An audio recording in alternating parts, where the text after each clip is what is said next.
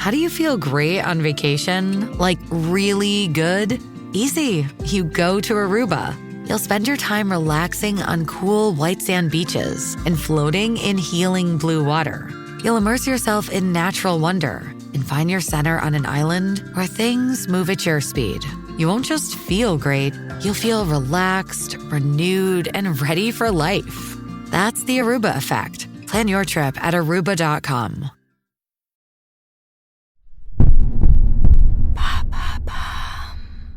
Qu'est-ce que le syndrome de glissement ? Merci d'avoir posé la question. Début mai 2022, le Larousse a dévoilé les nouveaux mots qui entrent dans le dictionnaire pour l'édition 2023. On retrouve notamment le Covid long, le wokisme, la grossophobie, le cyberharcèlement, la K-pop, autant de termes déjà évoqués dans des épisodes de Maintenant vous savez. Parmi cette longue liste figure aussi le syndrome de glissement, un phénomène qui concerne les personnes âgées. Il s'agit de personnes âgées qui chutent plus facilement avec l'âge ? Il s'agit d'une métaphore. Le syndrome de glissement signifie une perte des capacités physiques et psychologiques des personnes âgées, pouvant être plus ou moins rapide et aboutissant au décès. Il a été amplifié par la crise sanitaire de la Covid-19.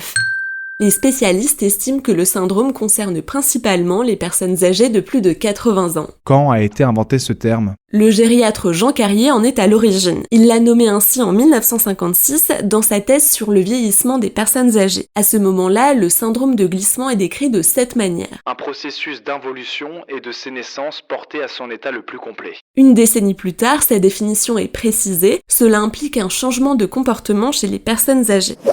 Dans les années 80, le docteur Delaumier a développé une définition plus communément utilisée aujourd'hui, comme le relève la revue du praticien. Affection spécifique du grand âge, le syndrome de glissement est une décomposition aiguë. C'est une maladie qui suit la maladie initiale quand celle-ci paraît guérie ou en voie de guérison. Interrogée par France 24 pendant la crise sanitaire, la psychologue clinicienne Marie de Hennezel a évoqué deux glissements. Le premier est l'anorexie finale et le second, le syndrome de glissement pathologique. Quelles sont les causes spécifiques ? Bien que ce syndrome soit connu depuis plusieurs décennies, médicalement, aucune cause spécifique n'a été mise en avant. En revanche, des études ont montré qu'il apparaît quelque temps après un événement physique pouvant aller d'une chute à une intervention chirurgicale ou plus grave encore, un AVC. Mais aussi un événement venant bouleverser psychologiquement une personne, comme une hospitalisation, la perte d'un être cher et donc l'isolement et la solitude.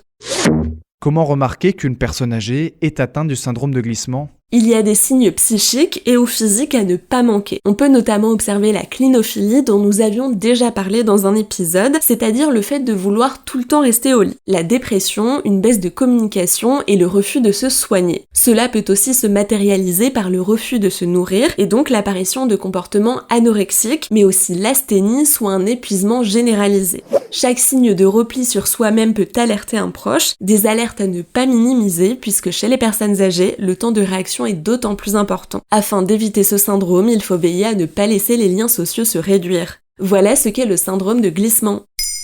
Maintenant, vous savez, un épisode écrit et réalisé par Pauline Weiss. Ce podcast est disponible sur toutes les plateformes audio et pour l'écouter sans publicité, rendez-vous sur la chaîne Bababam Plus d'Apple Podcasts.